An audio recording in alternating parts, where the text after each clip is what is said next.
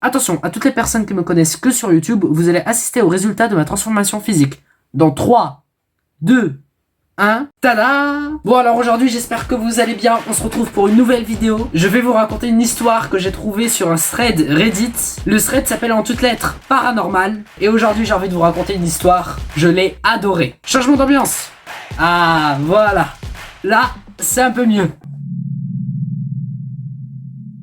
Alors l'histoire commence en 2013 aux États-Unis. Une personne qu'on va appeler Tony déménage de la Floride au Kentucky avec un ami proche avec qui il a grandi. Entre les deux destinations, il y a 15 heures de route. Du coup, il décide de partir à 18 h pour tracer la route et arriver le lendemain matin. Tony nous explique que l'itinéraire les emmène à travers Atlanta, puis dans une longue étendue de montagnes sombres dans Tennessee, ou un truc comme ça, je sais pas vraiment comment ça se dit.